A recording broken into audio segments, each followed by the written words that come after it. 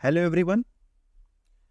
Technical blocks जो application हम create कर रहे थे, डेवलप कर रहे थे, उसका ये पार्ट 2 है। फर्स्ट वीडियो में हमने इस प्रोजेक्ट का ओवरव्यू प्रॉपर दिया था। अगर आपने उस वीडियो को एक्सप्लोर नहीं किया है तो प्लीज़ पहले आप उस वीडियो को एक्सप्लोर कर लीजिए, जिससे आपको पता चल जाए कि हम क्या डेवलप करने वाले हैं। ठीक है, ये राइट टॉप पे आई बटन आएगा, आप वहाँ से भी क्लिक करके उस वीडियो को एक्सप्लोर कर सकते हो। अदरवाइज लिंक डिस्क्रिप्शन में मिल जाएगा, और इसके लिए हमने एक प्लेलिस्ट बना रखी है। आप उस प्लेलिस्ट का लिंक भी डिस्क्रिप्शन में मिल जाएगा, आप वहाँ से एक्सप्लोर कर सकते हो। इस वीडियो में हम इस स्प्रिंग बूट का एक नया प्रोजेक्ट क्रिएट करेंगे, जिसमें हम स्प्रिंग बूट का लेटेस्ट वर्जन यूज करेंगे 3, और स्प्रिंग सिक्योरिटी यूज करेंगे 6 वर्जन का। तो चलिए एक नया प्रोजेक्ट क्रिएट करते हैं। तो इसके लिए हम पहले चलेंगे स्प्रिंग इनिशियलाइजर पे। फर्स्ट लिंक से ओपन करेंगे। यहाँ पे हमारे पास ऑप्शन है प्रोजेक्ट, किस टाइप का प्रोजेक्ट हमें क्रिएट करना है, ग्रेडल प्रोजेक्ट या मेवन प्रोजेक्ट। तो हम मेवन पे क्लिक करेंगे। मेवन बेसिकली हमारा प्रोजेक्ट मैनेजमेंट टूल होता है। ठीक है, जो भी डिपेंडेंसीज हम इस प्रोजेक्ट पे चाहते हैं उसको मैनेज करेगा बेसिकली। लैंग्वेज हमारी जावा रहने वाली है। ठीक है, स्प्रिंग बूट का वर्जन 3.2.2। ओके, ग्रुप का एक नाम दे देंगे हम, com.how-to-code। आर्टिफैक्ट बेसिकली पर आपका प्रोजेक्ट का नेम होता है, तो आप प्रोजेक्ट का नेम दे सकते हो। जैसे कि मैं दे दूँ, हमारा प्रोजेक्ट का नाम होने वाला है टेक्निकल ब्लॉक्स, तो मैं इसका नाम टेक ब्लॉक दे दूंगा। डिस्क्रिप्शन में आप प्रोजेक्ट का डिस्क्रिप्शन दे सकते हो कि ये प्रोजेक्ट में हम करने क्या वाले हैं बेसिकली। तो मैं लिख दूंगा टेक ब्लॉक बैकएंड। तो टेक्निकल ब्लॉक्स का बैकएंड है, और हमारा प्रोजेक्ट पैकेज का नाम होगा बेसिकली। तो जो हमारे पैकेजेस होंगे, पैकेजेस क्या होते हैं कि सिमिलर टाइप की क्लासेस या सिमिलर पर्पस की क्लासेस का एक ग्रुप होता है, तो पैकेज होता है। तो मैं पैकेज का नाम दे दूंगा com.how-to-code। पैकेजिंग हम जारी रखेंगे। चलिए हम एक एक करके डिपेंडेंसीज को सिलेक्ट करते हैं। पहले हमें कंट्रोलर्स बनाना है। ठीक है, तो स्प्रिंग वेब मस्ट है, स्प्रिंग वेब हमारा होना चाहिए। इसके बाद हम सिक्योरिटी लगाएंगे, जिसमें हम हमारा सिक्योरिटी के लिए हम यूज़ करेंगे JWT टोकन ऑथेंटिकेशन ऑथराइजेशन के लिए। ठीक है, तो हमारे पास स्प्रिंग सिक्योरिटी भी होनी चाहिए, लेटेस्ट वर्जन। देन हम डेटाबेस यूज करेंगे MySQL, तो इसके लिए हमारे पास MySQL करेक्टर भी होना चाहिए, MySQL ड्राइवर। इसके बाद spring JPA, spring data JPA। ठीक है, इसके बाद बॉयलर प्लेट कोड को रिड्यूस करने के लिए हम यूज करेंगे लोम्बोक। चलिए, हमारे पास ऑलमोस्ट 5 डिपेंडेंसीज आ चुकी हैं। Lombok, spring JPA, data store करने के लिए डेटाबेस में। ठीक है, ड्राइवर, सिक्योरिटी और वेब। ठीक है, अब हम जनरेट पे क्लिक करेंगे तो स्प्रिंग इनिशियलाइजर हमारे लिए एक नया स्प्रिंग बूट का एप्लीकेशन बना के दे देगा। ठीक है, तो हम इस पर क्लिक करते हैं। डाउनलोड्स फोल्डर में आगे डाउनलोड्स फोल्डर में चेक करते हैं। ठीक है, इसको हम कॉपी कर लेंगे। हम यहाँ ओपन नहीं करेंगे इसको, अपने एक इस यहाँ पे ओपन करेंगे। ठीक है, सॉरी। तो यहाँ पे हमने जो स्प्रिंग इनिशियलाइजर ने जिप फाइल दे दी है। ठीक है, तो उसको हम यहाँ पे इसको अनजिप कर लेंगे, मीन्स एक्सट्रैक्ट कर लेंगे। ठीक है, ये हमारा एक्सट्रैक्टेड वर्जन आ गया है। इसको हम रीनेम कर लेते हैं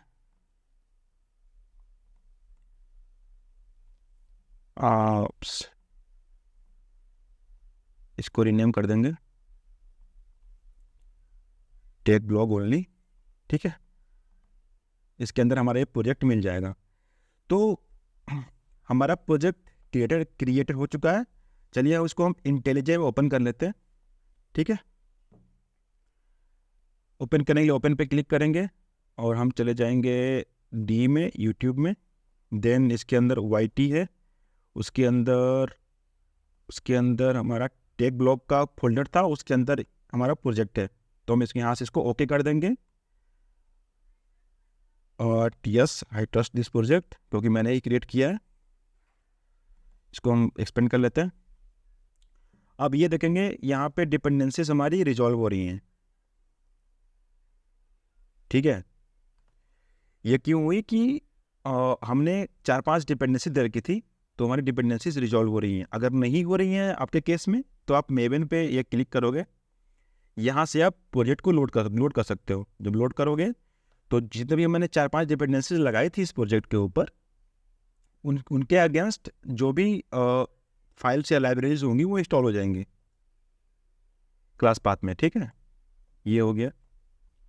इसको हम कोलेप्स कर देते हैं।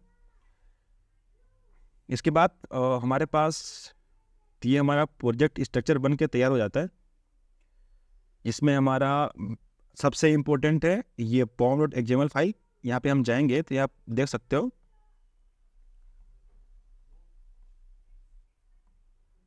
JPA की डिपेंडेंसी है, ये सिक्योरिटी की डिपेंडेंसी आ गई है, स्प्रिंग वेब की डिपेंडेंसी आ गई है, माइस्क्यूएल करेक्टर की डिपेंडेंसी आ गई है, और हमारा ये लॉम्बॉक की डिपेंडेंसी आ गई है। और ये है हमारा टेस्टिंग की, ये बाय डिफ़ॉल्ट होती ही है। ठीक है,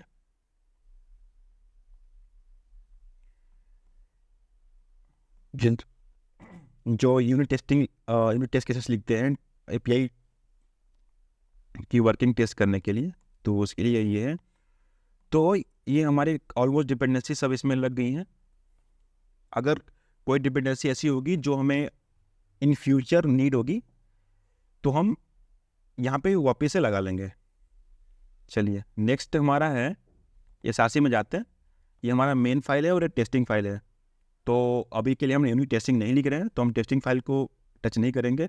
आते हैं मेन पे। हमारे पास फिर से 2 फोल्डर्स हैं जावा का, जिसके अंदर हमारा पूरा सोर्स कोड होता है। अब हमारा कोड बेस होता है बेसिकली। ये होता है रिसोर्सेस, जिसमें हम स्टैटिक फाइल्स, जैसे अगर आप कुछ इमेजेस रखने हैं, या फिर आपकी कोई HTML फाइल है, CSS फाइल है, ठीक है, टेम्पलेट से बेसिकली वही HTML फाइल। और आपके पास एक एप्लीकेशन और प्रॉपर्टीज़ फाइल। इसमें क्या होता है कि इस एप्लीकेशन से रिलेटेड जो भी प्रॉपर्टीज़ होती हैं या कन्फिग्रेशन होता है, जैसे कि अगर आपको डेटाबेस से कन्फिग्रेशन करना है कि जैसे कि ये मेरा एप्लीकेशन है टेक ब्लॉग, मुझे इस पार्टिकुलर डेटाबेस से कनेक्शन इस्टेब्लिश करना है, तो उसे कन्फिग्रेशन का कोड हमारे प्रॉपर्टीज फाइल में लिखा जाता है। तो हम क्या करेंगे, स्लाइटली मॉडिफाई करेंगे इस नेम को। तो एक नया फाइल बनाएंगे, बेसिकली न्यू फाइल application.yaml। ठीक है, हम ये नया इसलिए बना रहे हैं क्योंकि इसमें क्या होता है, पहले मैं लिखता हूँ, फिर आपको मैं कंपेरिजन इसका बता दूंगा कि मैंने एक न्यू फाइल्स, क्योंकि हमें प्रॉपर्टीज फाइल ही लिखनी है, प्रॉपर्टीज ही डिफाइन करनी है बेसिकली। तो हम नया फाइल क्यों बना रहे हैं, तो पहला हमारा समझो कि बाय डिफ़ॉल्ट स्प्रिंग बूट का पोर्ट होता है 8080, कि जब भी आप अपने प्रोजेक्ट को रन करोगे तो बाय डिफ़ॉल्ट पोर्ट 8080 पे वो एग्जीक्यूट हो जाएगा। लेकिन मैं चाहता हूँ कि मेरा प्रोजेक्ट एक पार्टिकुलर मेरे द्वारा स्पेसिफाइड पोर्ट पे रन हो, तो मैं लिखूँगा सर्वर कॉलन। ठीक है, क्योंकि ये YML फाइल है, तो इसमें हम लाइन बाय लाइन नहीं लिखते, जैसे कि की वैल्यू पेयर्स में नहीं लिखते, बेसिकली सिक्वेंशियल ऑर्डर में नहीं होता, हायरार्किकल ऑर्डर में होता है। तो मैं सर्वर, इसके नीचे मैं पोर्ट लिखूंगा। ठीक है, यहाँ पे अपना पोर्ट डिफाइन कर दूंगा। मान लो कि मेरे को अपना ये प्रोजेक्ट 8000 पे चलाना है, तो ये ऐसे चलाऊंगा मैं। ठीक है, मतलब सर्वर का पोर्ट हम इस तरीके से डिफाइन करते हैं। इसके बाद आते हैं, अब अपना डेटा सोर्स मतलब डेटाबेस से कनेक्शन इस्टेब्लिश करते हैं। चलिए, तो स्प्रिंग लिखा, स्प्रिंग कॉलन लगाइए, नीचे आइए, डॉट डेटा सोर्स। एक चीज़ और है कि यहाँ पे मुझे सजेशन मिल रहे हैं क्योंकि मैं इंटेलिजे का अल्टीमेट वर्जन यूज़ कर रहा हूँ, इंटेलिजे अल्टीमेट। अगर आप कम्युनिटी वर्जन यूज़ कर रहे हैं तो शायद ये सजेशन आपके में ना आ रहा हो, बट आप सेम कॉपी कर सकते हो जो लिख रहा हूँ मैं। ठीक है, इसके नीचे फिर आते हैं, पहले हम देंगे URL में होगा क्या, JDBC जावा database connectivity colon MySQL colon / local host colon. MySQL का भी पोर्ट होता है जो बाय डिफॉल्ट 3306 होता है। इतना ये आपका URL हो गया। ठीक है, अब मान लो कि आपका एक पार्टिकुलर डेटाबेस है। ठीक है, तो उसका डेटाबेस आपको एक आपके MySQL command line client use करो या फिर ये MySQL का वर्कबेंच यूज़ कर सकते हो। ठीक है, आपको एक डेटाबेस क्रिएट करने के लिए बेसिकली आपको एक स्कीमा क्रिएट करना है। तो मैं दोनों तरीके से आपको बता देता हूँ कि आप वर्कबेंच से भी कैसे बनाओगे और MySQL कमांड लाइन क्लाइंट से भी कैसे बनाओगे। ठीक है, तो पहले बताता हूँ मैं कमांड लाइन क्लाइंट से कैसे बनाना है। तो देखो आप मैं पहले चेक करूँगा कि मेरे पास सभी कितने डेटाबेस एग्जिस्टिंग हैं। तो इसमें मेरे पास information schema, MySQL performance schema, systems, TestDB, timesheet. ठीक है, तो ये पुराने हैं। चलिए एक नया स्कीमा क्रिएट करता हूँ, बेसिकली डेटाबेस क्रिएट करता हूँ। तो इसका कमांड है MySQL का क्रिएट डेटाबेस का नाम रहेगा हमारा टेक ब्लॉग, बेसिकली क्योंकि हम टेक्निकल ब्लॉग ही का ही प्रोजेक्ट है बेसिकली। तो हमारा ये डेटाबेस ये बन गया, इंटर करेंगे तो आगे मैसेज क्वेरी ओके, मतलब हमारा डेटाबेस क्रिएट हो चुका है। इसको हम देख भी सकते हैं, सो डेटा बेसिस। ठीक है, ये कमांड है डेटाबेस देखने का, जिसे मैंने ऊपर एग्जीक्यूट किया था। तो आप देख पाओगे कि यहाँ पे एक टेक ब्लॉक का डेटाबेस बन गया है। ठीक है, तो आप इस तरीके से बना सकते हो। ठीक है, तो मुझे ये सेम डेटाबेस मुझे आपको दिखाना है वर्कबेंच से भी बना के, तो मैं अभी के लिए इसको ड्रॉप कर दूंगा, ड्रॉप डेटाबेस का नाम है हमारा टेक ब्लॉग।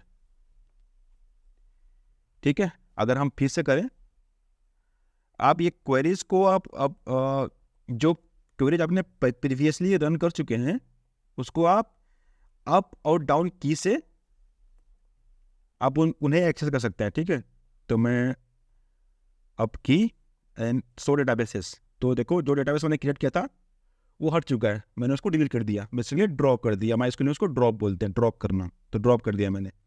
अब हम इसको क्लोज कर देंगे। अब आते हैं वर्क बेंच में। आप रिफ्रेश करोगे तो हमारे पास सिर्फ 3 डेटाबेसेस है। ठीक है, तो एक नया स्कीमा बेसिकली डेटाबेस क्रिएट करते हैं। डेटाबेस का हमारा नाम होगा टेक ब्लॉग। ठीक है, यहाँ पे अप्लाई पे क्लिक करेंगे, देना देखिए ये चला क्रिएट स्कीमा टेक ब्लॉग, ये क्वेरी रन हुई, अप्लाई किए, हमारे पास एक टेक ब्लॉग का डेटाबेस बनके आ गया। ठीक है, चलिए अब आते हैं वापस से अपने इंटेलिजे पे और स्लैश लिखेंगे। स्लैश लिख के हम लिखेंगे टेक ब्लॉग, क्योंकि ये हमारे डेटाबेस का नाम है। ठीक है, तो ये हो गया हमारा URL। इसके बाद हम लिखेंगे यूजर नेम। आप ध्यान दिए होंगे, जब भी आप MySQL आपने इंस्टॉल करा होगा अपने सिस्टम में, उस टाइम पे आपने एक यूजर नेम और एक पासवर्ड दिया होगा। ठीक है, तो user name generally user name आपका रूट होता है, पासवर्ड आपके केस में शायद रूट हो, या आपने जो कस्टम पासवर्ड डाला हो वो पासवर्ड हो। मेरे केस में मेरा पासवर्ड है माई सर्वर। इसके बाद है कि हम ड्राइवर का क्लास नेम देते हैं, ठीक है, ड्राइवर क्लास नेम, ठीक है। ड्राइवर क्लास नेम पहले हम लिखेंगे पैकेज, क्योंकि क्लास नेम क्लास एक फोल्डर के अंदर होता है, तो फोल्डर मतलब एक पैकेज। तो com dot mysql dot cj dot jdbc dot driver, ये हमारा ड्राइवर क्लास हो गया, ठीक है। ड्राइवर क्लास हमारा बेसिकली ये है, और ये क्या है हमारा पैकेज। ये हम लोगों ने डेटा सोर्स को कॉन्फ़िगर कर दिया। अब हम करते हैं कॉन्फ़िगरेशन JPA की। जावा पर्सिस्टेंट API होता है, ठीक है, इसको कॉन्फ़िगर करते हैं। JPA के अंदर लिखेंगे हम हाइबरनेट के अंदर आएंगे DDL ऑटो। यहाँ पे हमारे पास दो ऑप्शन रहेगा।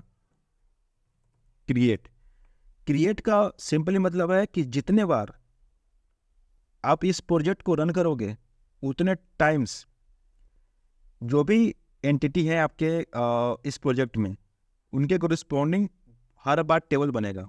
हर बार बेसिकली एंटिटीज मैप होंगी और डेटाबेस में वो टेबल्स हर बार बनेगा, और जो एग्जिस्टिंग डेटा होगा तो वो डिलीट हो जाएगा। बेसिकली वो होगा ये कि जो भी टेबल्स हैं वो पहले ड्रॉप होंगी, उसके बाद फिर से वो टेबल्स बनाए जाएंगी। तो इस केस में हम क्या यूज़ करेंगे, अपडेट क्या करता है कि मान लो कि जब अपने प्रोजेक्ट को फर्स्ट टाइम स्टार्ट किया था तो आपके पास 2 टेबल्स थी, और इन फ्यूचर आपने एक तीसरा टेबल भी ऐड किया, एक नया एंटिटी ऐड किया बेसिकली स्प्रिंग बूट की लैंग्वेज में। तो उस केस में सिर्फ नया टेबल बनेगा, बस अपडेट होगा। जो पुरानी एग्जिस्टिंग डेटा था, एग्जिस्टिंग टेबल्स थी, उसमें कुछ फर्क नहीं पड़ेगा। एक नई टेबल बस ऐड हो जाएगी, क्योंकि आपने नया एंटिटी बनाया है बेसिकली। ये हो गया। इसके बाद सो एसक्यूएल होता है कि जब भी आपका प्रोजेक्ट रन होगा, तो अगर हाइबरनेट अगर कोई क्वेरी रन की है या फिर कुछ टेबल क्रिएट हुई हैं, तो उनकी क्वेरी जब भी आपको रन टाइम पे वो चीज़ें क्वेरी भी आपको दिख जाएंगी। तो इसको हम ट्रू कर देंगे। तो हमारा डेटाबेस से कनेक्शन का कॉन्फ़िगरेशन ऑलमोस्ट हो चुका है। तो एक बारी हम अपने प्रोजेक्ट को रन करके देखते हैं कि प्रॉपर वर्किंग कर रहा है कि नहीं, ठीक है। तो हम ये रन बटन है, यहाँ से भी आप रन कर सकते हो, अदरवाइज आप मेन फोल्डर में जाओ जावा वाले में, और यहाँ पे हमारा ये मेन क्लास है, और उसके अंदर हमारा ये मेन मेथड है,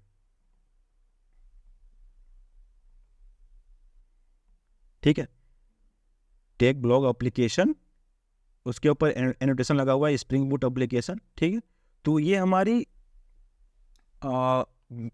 मेन फाइल है बेसिकली, मेन क्लास फाइल, और ये मेन मेथड, क्योंकि आपको पता है कि हमारा प्रोजेक्ट मेन मेथड से ही स्टार्ट होता है। तो ये चीज़ होगा। एक बार हम रन करके देखते हैं। रन पे क्लिक किया, रन पे क्लिक करते हैं, हमारा प्रोजेक्ट अभी बिल्ड होके रन हो जाएगा। कुछ इश्यूज भी आएंगे तो उसको फिक्स करेंगे। चलिए देखते हैं।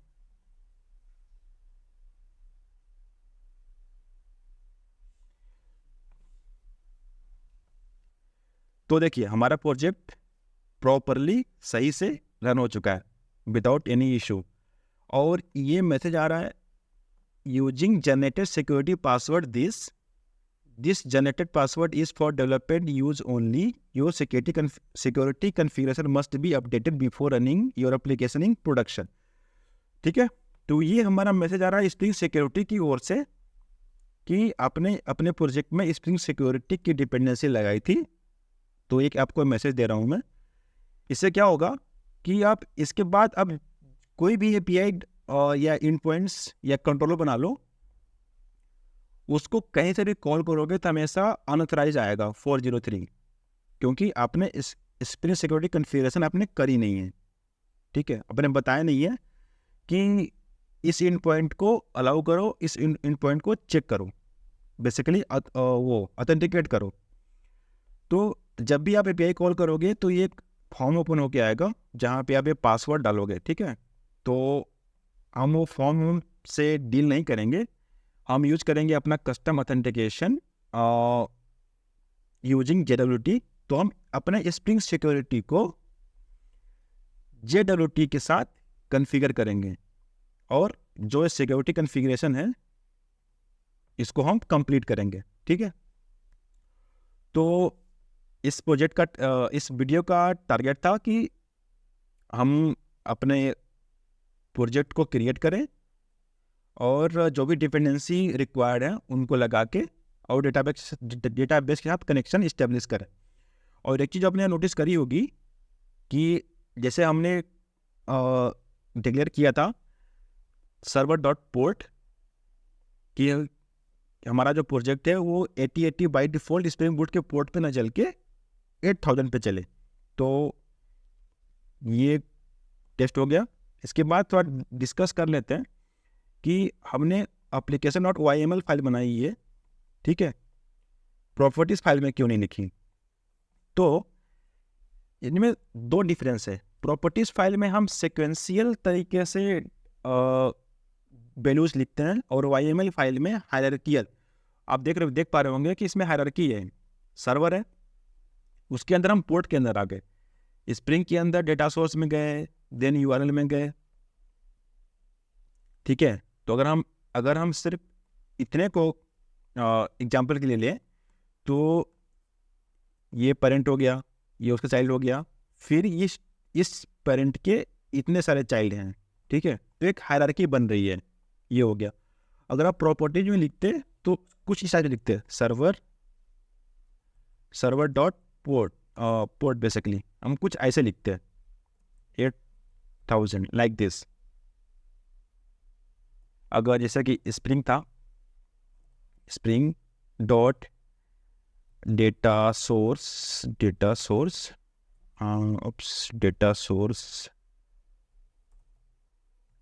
Dot hibernate suggestion okay something resource dot hibernate, ठीक है। तो हमें एक बार वेरीफाई कर लेते हैं। सॉरी, इस तरीके से हाइबरनेट नहीं, यहाँ पे होगा हमारा URL, ठीक है, इस तरीके से। तो हम URL लिखेंगे, देन इसके बाद इसके नीचे हम यूजर नेम, पासवर्ड, व्हाटएवर, ठीक है। तो इससे क्या होगा कि देख, हमने सिर्फ इसको हायरार्किकल ऑर्डर में लिखा तो हमारा बहुत लाइन्स मतलब बहुत सारा बॉयलरप्लेट कोड या फिर रिपीटेशन, इसमें क्या था कि ये रिपीटेटिव कोड है।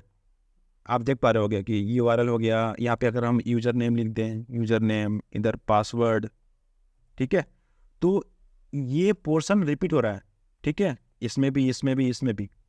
तो उसको बेसिकली इस प्रॉब्लम को रिजॉल्व करने के लिए हम YML फाइल यूज करते हैं। इसमें हम हायरार्किकल ऑर्डर में डेटा स्टोर करते हैं, बस इतना ही है इसमें। तो इस वीडियो के लिए इतना ही। आई होप आपको चीज़ें समझ में आई होंगी। So thank you for watching. जय हिंद, जय भारत।